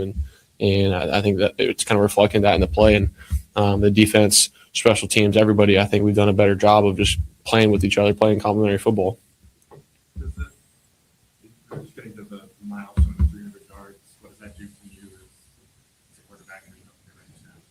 I don't really care. I mean, we should have had quite a bit more and left a lot of points on the board. So got to find a way to kind of fix those things and continue to go forward. What do you make of Kellen just kind of zone out to make sure Taysom had this moment there? Yeah. I mean, I kind of knew when the play call was coming in. I was like, I knew we were close. We talked about it on the sideline. I was hoping we got that touchdown to kind of be the signaling moment for him, but just super proud of that's just kind of a credit to him, his preparation, his work. He takes a beating physically week in and week out, playing different positions, different personnel groups. So he's just such an asset for us, and he's very deserving of everything that he gets, and that's a huge milestone.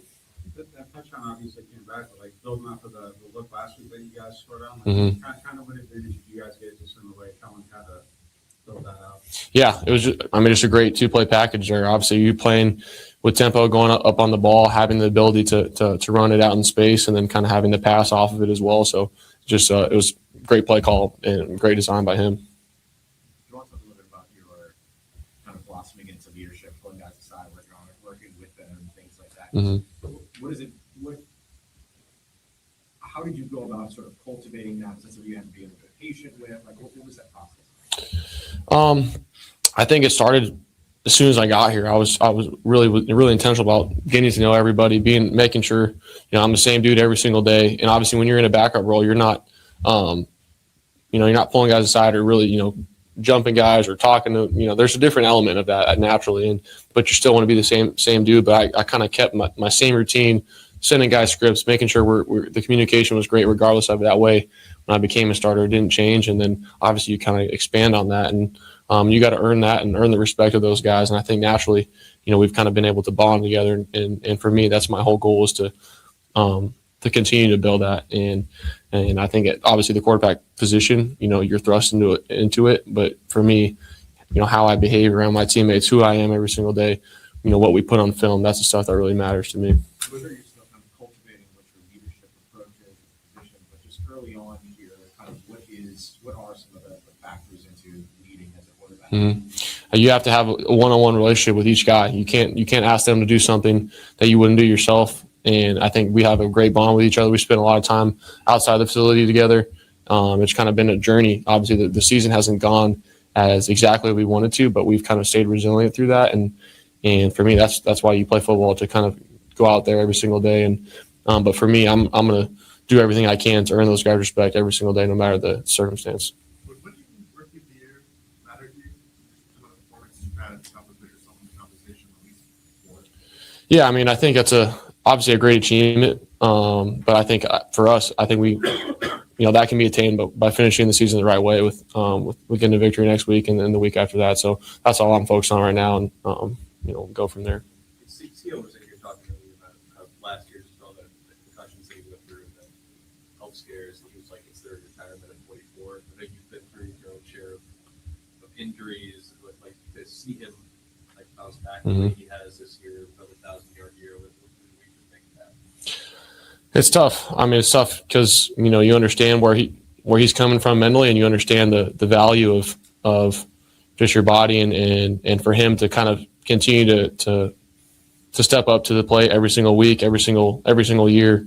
And like I said before, he's the same dude, and I think he's just kind of continuing to grow. He's we're around the same age. He's got so much left in the tank, and I think obviously he understands what's in front of him and what he's doing now. So I'm really proud of him. I know it's obviously not easy, but I think that's just a credit to him and the coaching staff and everybody for believing him, and he's going to be great for us. 50 Cent on the IG post this week. You got a song you're going to put on there? I don't know. I was not expecting seeing him pregame. I was like, holy crap, that was 50, man. That was it was pretty cool. That was probably one of the cooler moments for me as a player. But got to talk to him a little bit, but hopefully get him back a few more times as well. I got a wide genre, man. I keep it fresh. We got reggae, we got rap, we got country, EDM. I like to keep it fresh. Everybody keep the juices flowing. For me, I've kind of been everywhere for college wise, so I've gotten a wide array. But don't let him lie to you. He's vibing to it as well. But we usually keep the same rotation. Appreciate it. All right, shout out to Tyler. Over 300 yards for Tyler Shough for the first time in this season, man, and that's going to be the end of the presser right there. Tyler shuts it down. huge, man, a huge win for the Saints, because what it does, it puts the Saints on a level where, man, now we can close out very strong and handle the business. And I told y'all, didn't I warn y'all? Didn't I warn y'all about this? I warned y'all about this long presser when the Saints won. That was going to bring out 1,000 people. I told you we had 8 sacks. We should have averaged about 8 people to the press conference. Now, I don't say, Pops, I don't know how many it was, but I think it was about 8 people. We had a person per sack. Y'all, let me see. Let's round it off. We had Tyler. We had Tyler. Cam. We had Cam. We had Chris Olave. We had Juwan Johnson. We had Charlie Smyth. We had Nate Shepard. Am I missing anybody? Who else am I missing? Tyler. With Tyler, we had the kicker Charlie Smyth, Cam Jordan, Juwan Johnson, Chris Olave, Nate Shepard. Who am I forgetting? I think that's everybody. I think it might have been 6 of them, maybe 7. I might be missing out on somebody. But, man, that was everybody. But, Pops, listen, man, this was a fantastic Saints. The biggest thing is the Saints played under control this game. They played under control. They didn't have a bunch of penalties. They had like 3 penalties, but a couple of them were personal foul penalties, not like false start and all this kind of stuff. That was clean. Defense was strong as usual. Special teams were 5 for 6 kicking the ball. Offense got going in the second half. 2 touchdowns from them on the back end to close out the day. Solid performance, but all the press conferences. But Pops, kind of talk to you about what you heard from all those long press conferences. Your thoughts? Well, they're looking they're looking much better, and they're feeling better about themselves, and they've been executing very, very well. And I'm thinking that they have something going here. I mean, we should be able to go and hopefully get a win at Tennessee, and then catch them dirty birds on the tail end of the season and knock them off. If we can pull that off, it's a very, very, very good outlook for the upcoming season. I'm excited about them playing. I look forward to this game. Like I said last week, I figured we'd get this game. We needed this game. We got it. So now we got to just finish the last 2. Finish over there in Tennessee, and then come back, go to Atlanta and take care of the business over there. And we don't want in that dome. So, that's not alien country to us over there in Atlanta, because we play just as well in their dome as they play in our dome. So this should be a high note finishing the season like they finished in the season. So I'm looking forward to them, son. I really am. I'm thinking that they're going to do what they need to do. They're under the right leadership. The coaches and their philosophies are starting to take effect on the team, and as a result, you see the wins. Yeah, and what's interesting is, and shout out to the Great Saint Think Tank. Do me a service, hit the like button, man, for a Saints win. Also, feel free to sub if you're not a sub. Also, feel free to share the links. And listen, fam. I named I missed 3 people. I mean, that's got to be a record at that press conference. They had more people at the press conference than sacks, because I forgot Kellen Moore, Jonas Sanker, and Taysom Hill. Yeah. So let's recap this thing again. It was like 8 people, right, family? Y'all give me maybe 9. It was, and I promise, I say, fam, they're gonna have a bunch of people at this presser. Kellen Moore, Tyler Shough, Taysom Hill, Cam Jordan, Juwan Johnson, Chris Olave, Charlie Smyth, Jonas Sanker, and Nathan Shepard. That's 9 people. That's 9 people. The fellas excited, buddy. They excited. Oh, my God. They excited. They got to come tell their story. So I'm not sweating, because one thing, they got the victory. That's all that counts. And that would be bad if we'd have lost to a sad sack team like the New York Jets. Lord have mercy. I mean, hey, Pops, said you called it last last Sunday. You called and said, man, these people don't have no fuel in their jet. I don't know. They're gonna probably have to walk home. But they're gonna take the Greyhound back.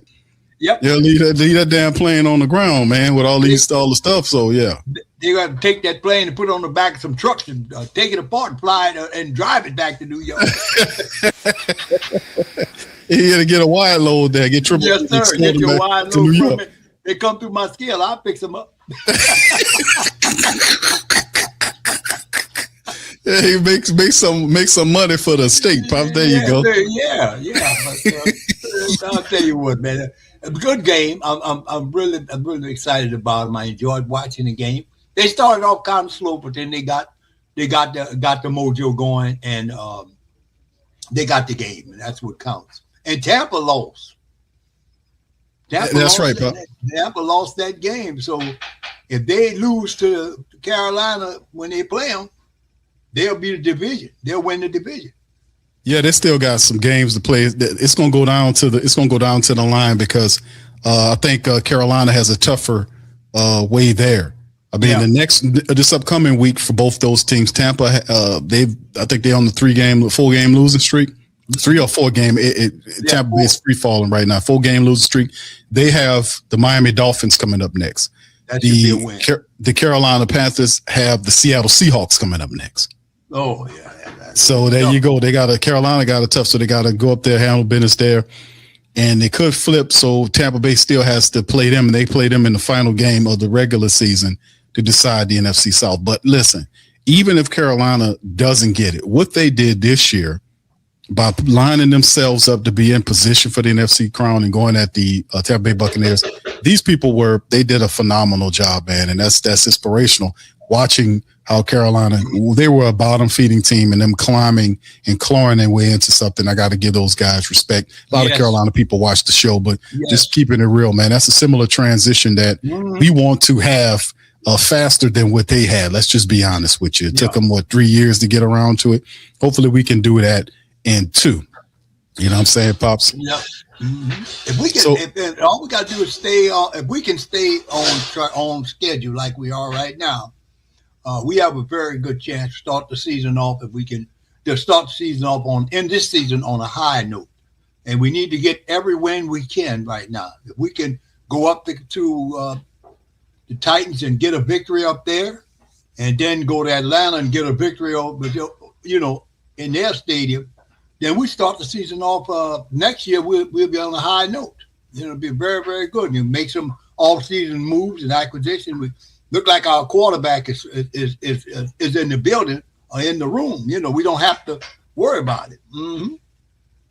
Yep. Yeah, absolutely, Pops. I mean, that was the biggest thing to figure out if Tyler Shough was the guy, because what it does do, it positions the Saints where they don't have to have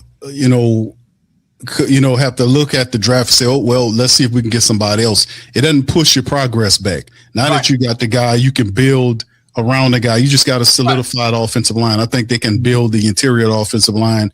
And I think the Saints, be honest with you, fam, they didn't got the wide receiver weapons. I mean, Devon Valley and Shough look good. Chris Olave will get his extension. And then they still have Jalen Polk, who they gave up a draft pick for. The guy was a number 2, a second-round draft pick wide receiver that the Patriots have. He got hurt last year. The Saints gave up like a 6th or a 7th-round pick for a second-round talented wide receiver like Jalen Polk. He's not a speed demon, but he runs good routes and he catches everything. And he has a mean temperament when it comes down to catch the ball. So Jalen Polk, Devon Valley, Chris Olave, they still have Mason Tipton, and they'll be able to add other people to it. I think tight end really is a thing the Saints have to look at. They let Matavo play today, but the Saints really need to look at backup tight end. Foss Moreau will be gone. Stahl is on a 1-year deal. Taysom will be gone, so the Saints might want to look at improving the tight end position. But nonetheless, today was phenomenal, man, and how they were able to kind of capture and push this thing forward. So, Pops, let's hit the scoring stats right here. This is the scoring drop right here. How the Saints accumulated their 29 points in the game. Nick Folk, he started off at 10:38 mark in the first quarter, 8 plays, 26 yards, over 4 minutes. They kicked the field goal. Jets went up 3-0. Saints then kind of aptly got back onto that thing at the 6:31 mark in the first quarter. Charlie Smyth hit the first of his 6 field goals. Well, one was a miss, but he hit the first from 35 out in 12 plays, 43 yards over 4 minutes. The Saints tie the game up 3-3. Saints come back in the second quarter at the 4:18 mark in the second quarter. Charlie Smyth hit a 49-yarder to give the Saints the lead for the first time in the game, 6-3. 8 plays, 35 yards, just under 4 minutes. Jets didn't come back in that same quarter at 12:38 mark in the second and kicked the field goal to tie the game. Nick Folk 36 yards out, 6 plays, 47 yards, buck in 40 minutes. Saints said, hold on. Before halftime, a buck 31. Charlie Smyth kicked a 36-yarder to take the lead yet again. 15 plays, 73 yards, just under 6 minutes. Saints take the lead before halftime, knowing the Jets will get the ball back at halftime. They go up 9-6 in the second half. Started the third, well, not the start of the third quarter, with about 41 seconds to go in the third quarter. The Saints get the first touchdown of the game. Chris Olave, a 23-yard pass from Tyler Shough, 12 plays, 93 yards, 520. Saints go up 16-6, and that was a wrap. Fourth quarter starts at the 11:09 mark in the fourth quarter. Charlie Smyth kicked a 50-yard field goal to push the lead out 19-6. The next field goal by Charlie Smyth again at the 5:17 mark in the fourth quarter from 39 yards out made it 22-6. 10 plays, 23 yards, 3 minutes, 51 seconds. And then the Saints, the Mike Tyson knockout punch at the back of the game, a 38-yard touchdown toss from Taysom Hill to Chris Olave, 3 plays, 44 yards, less than a minute. The Saints score 29-6 at the 1 minute, 54 second mark in the fourth quarter to seal the game off. So yeah, the good playing Saints offense really didn't get going until the back end of the game. A lot of great stats to kind of talked about. We went over it early in the broadcast toward the back of the game. And Pops, this kind of pivots us now toward the matchup. Up next, you talked about the Titans. This is what we got going on next. The matchup indicator has the Saints winning this game. We're going to be favored in this matchup against the Tennessee Titans. We're going up to Nissan Field or Nissan Stadium, whatever you call it. The Saints looking to get the 4th win in a row. Tennessee, they did beat a banged up Kansas City Chiefs team today, 26-9. They've been up and down over the last 3 games, 2-1 out of the last 3. The Saints are 3-0. What do you anticipate here? We did, however, in the game lose Brian Bresee. We'll see what that looks like on Monday. Foster Moreau was also dealing with an issue as well. So we'll see updates on those players on Monday from Coach Moore. But thoughts on what we've seen or a quick preview looking at this matchup with the Tennessee Titans, early preview, what needs to happen here for the Saints to gain another win? Well, they'll be playing on the dirt field, I think. They'll be playing on the dirt field. And so they really executed their offense very well on the dirt field, like they did in Tampa Stadium. And then on this stadium also has a dirt field. I expect the Saints to win. It's going to be a closer game than this last game was, because I think they're a slightly better team than the Jets. But I still think the Saints, with their determination and how quick Shough is getting the ball out, they have an opportunity to win this one as well. He gets that ball out so quick. It reminds me of how Drew used to get it out. Drew hardly got sacked because he got rid of the ball so quick. He knew where he was going with the ball before he threw it. So Shough is showing to me that he has the same attributes. So I expect a victory, but I don't think it's not going to be. I don't expect it to be as bad as this one with the Jets. We might win by a field goal unless we get some pressure on their quarterback and get a lot of sacks. I think we have a fairly decent shot at winning this one too. Yeah, that'll be big because we know Cam Ward, who was the quarterback that was taken first overall in the draft last year, will be the guy that we have to contend with. I mean, this year actually. His numbers, you can see it on screen right now, fam, over 2,600 yards, 11 touchdowns against 7 picks. His QBR is not all that, 31.3, but he did put up 228 yards against a banged up Kansas City Chiefs, missing Mahomes for the rest of the season. 2 touchdowns, but still in all, this is a team is still a struggle fest. A lot of people anticipate Tennessee or the Jets will more than likely ended up being 1 and 2 in the draft, however way you look at it. Right. But yeah, this is a game that if you're the New Orleans Saints, the Saints are a more talented team to the Tennessee Titans, way more talented. They certainly have gotten more disciplined, the Saints have. So we just have to see how this is going to develop. I'm thinking that we have another shot at winning this one as well. But like I said, it's most likely going to be a closer, closer team, closer game than today's game was. But I will be watching. Yeah, this team here, Pops, to be honest with you, they're struggling. Cam Ward, though, is putting up decent numbers. Tony Pollard is a good running back. He's 100 and some change off of getting the 1,000 yards he's looking for. Eric Ayer is another really talented wide receiver that we scouted. But yeah, this is a team still, searching to find some talent to compete, and they're not quite there yet, man. So yeah, should be another team, and plus they're horrible at home. This team is like 1-7 at home, man. They don't do very well in their own building, man. So this could be, and like I said, we will have to be able to handle business, but it's a talking point that that's just people just throwing it out there. It's how the Saints handle the success. Man, after all of the losing the Saints have, and that's the thing about losing. It humbles you. It forces you to look at everything, look at the fundamentals. When you lose, it humbles you. So when you start winning, you're not going to be being all braggadocious and talking crap and all this other kind of stuff, because you're going to remember the process that the Lord took you through to get you to this point where you can be able to pivot, stay humble, stay on your grind, and just go out and execute. So I have no anxiety or no worry, none of that crap about the Saints being able to handle success. Come on, man. After all of the losing over the years, you've been humbled enough. You'll be humbled in winning. You'll be humbled in defeat. And you're just going to handle your business. Bottom line, so that's not even a talking point I even much entertain. They'll do just fine.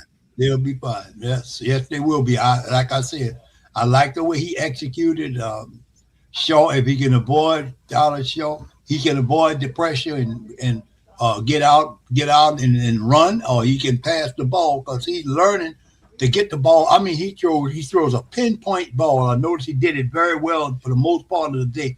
But the guy ain't got to stretch his ribs out like piano keys to try to catch a ball. Most of the time, he put that ball right there where he can grab it. And the guys get hurt when they have to stretch out for the ball sometimes, That's right. Now, I wanted to ask you this, son.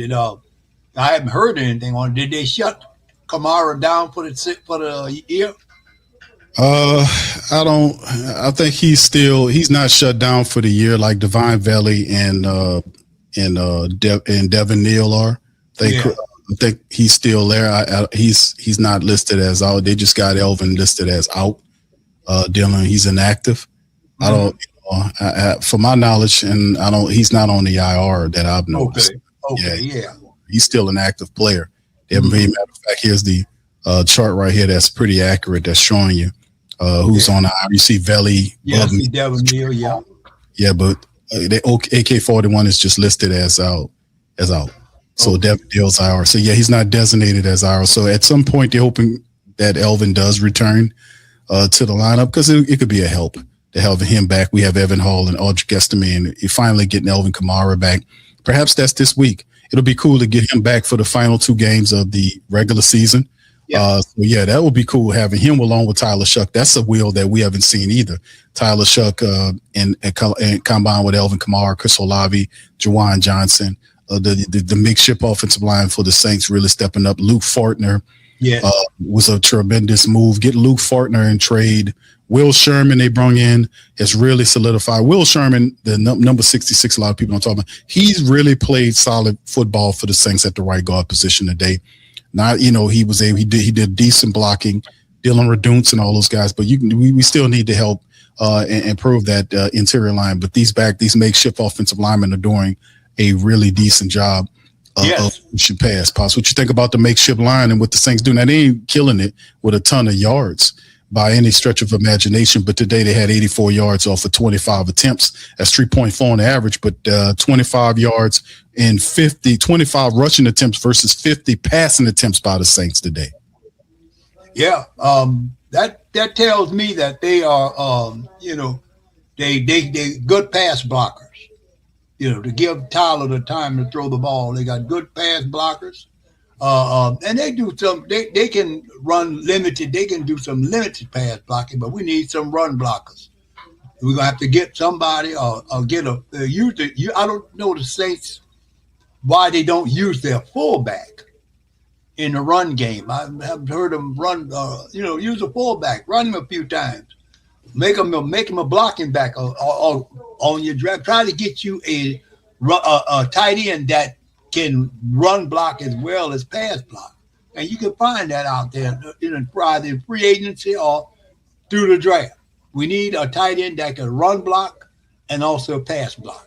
The pass blocking haven't been that bad because Tyler has learned how to get the ball out, and he got sacked a couple of times. But for the most part, that ball, dude, he gets that snap, 1, 2, 3, the ball is gone. So all they end up doing is knocking him around back there.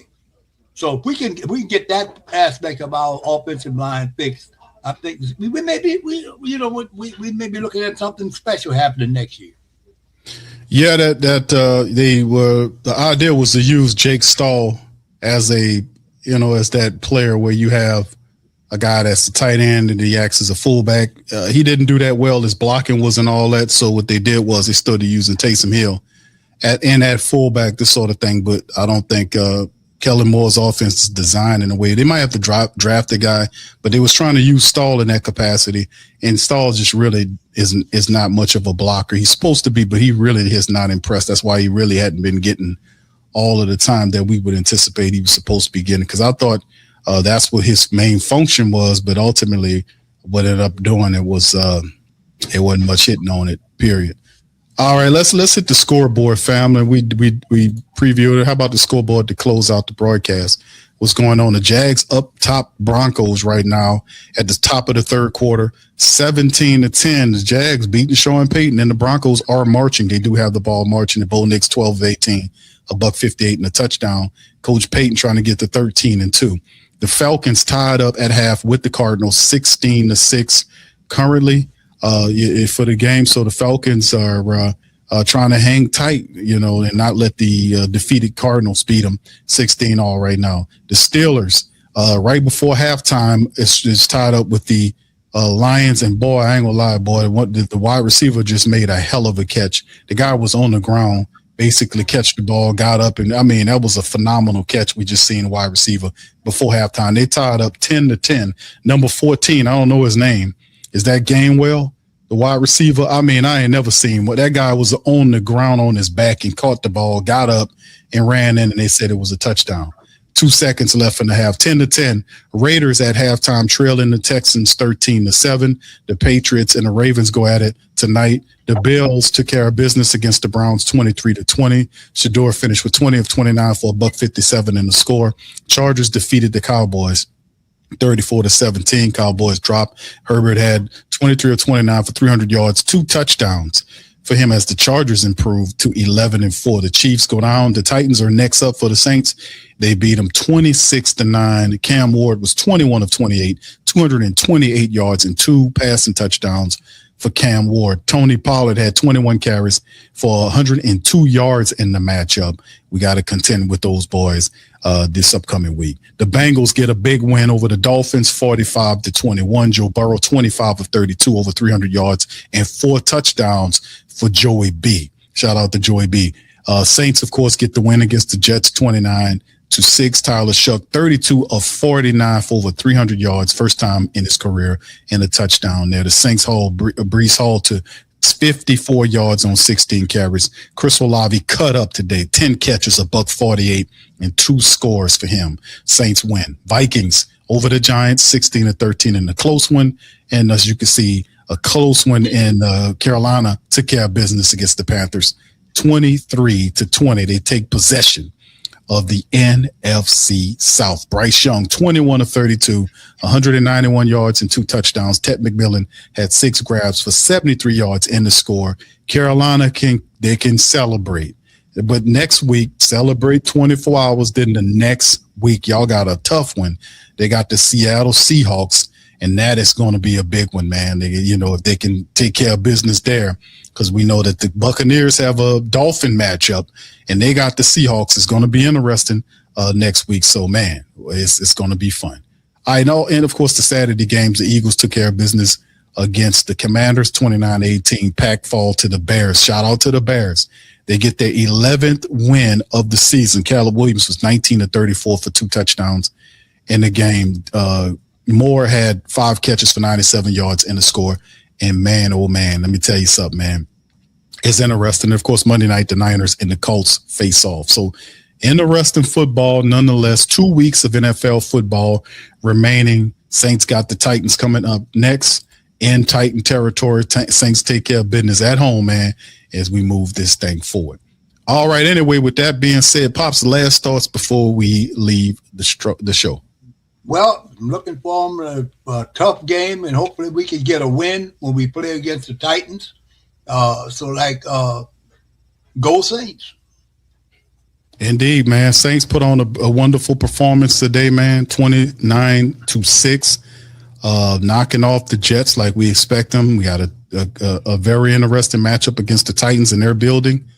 Like I said, Titans ain't very good. They got like one win. One win at home.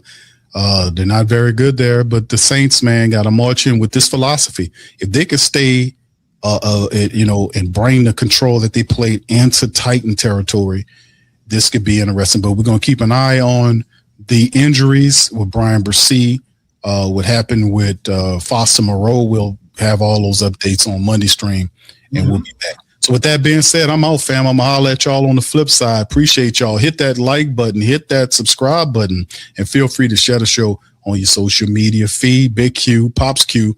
We're going to holler at you on the next one. Much love. Peace. And who that to you?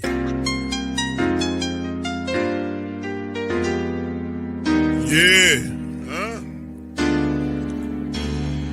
Boogie like Benson, I'm a who that. I'm a who that. Long as I'm living, I'm a who that. Lose or winning, I'm a who that. Sports Coma, yeah, this is where we do that. Where we do that, where we do that, where we do that, where we do that, where we do that. Boogie like Benson, I'm a who that. I'm a who that. Sports Coma, this is where we do that. Where we do that. Welcome, welcome, welcome. Somebody please better help. Running this thing like elf. Thank God every day I'm not a felt. Go to YouTube live with Big Q and the guys. If you ain't ride or die, the bandwagon get flipped. Been marching in, that was way for the ring. I was yelling out your shame for the championship. Fucking on town, duck down. Falcons, pluck, get shut down. Panthers ain't much touchdown. The vision really belong to us now. So much hate on the Saints, you could probably tell. Ever since Bounty Gate hit the NFL, when things seem fishy, then you probably smell the crooked referees on Roger Goodell. Yeah, running like this, and I'm a who that. Every day I'm living, I'm a who that. Lose or winning, I'm a who that. It's the Sports Coma, this is where we do that. Where we do that, where we do that, where we do that, where we do that, where we do that. Boogie like this, and I'm a who that. It's the Sports Coma, this is where we do that. You're listening to the Sports Coma with Big Q and the guys on the PRO Media Network.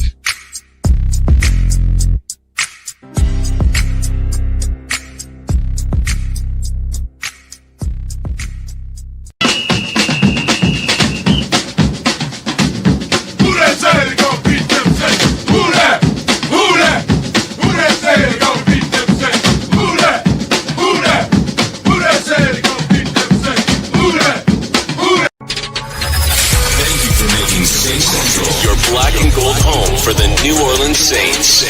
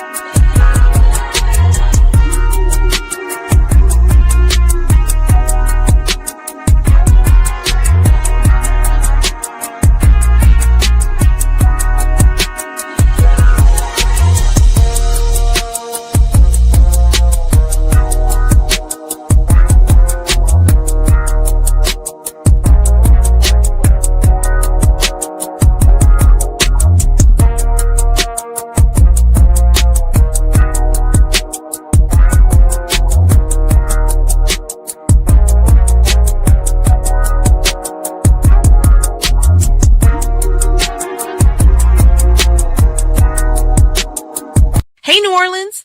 Whether you're catching up on Saints news at Jackson Square, checking Pelicans scores in the Garden District, or staying updated on LSU while grabbing coffee in the French Quarter, there's one place that keeps you connected to everything that matters in our city. From Bourbon Street to the Superdome, from Preservation Hall to the riverfront, New Orleanians are staying in the know with thehootetdaily.com. Your daily source for Saints, Pelicans, LSU, and all the sports, music, and culture that makes our city special. At work downtown, at a game in the Dome, or just relaxing by the Mississippi, wherever life takes you in the Big Easy, you can stay connected. Because when you're from New Orleans, you don't just live here. You stay in the NO. That's stay in the know. Visit thewhodatdaily.com and never miss what matters most to Who Dat Nation. Welcome to the Pro Shop, where we create authentic NOLA-inspired clothing for men, women, and children. From Saints jerseys to Pelicans gear, everything's crafted right here in New Orleans. Whether you're shopping the Pro Shop, the Pel Shop, or the Pro Shop Kids, we've got your whole family covered with genuine merchandise that represents our city's spirit. Check for links in the description section below or in the chat.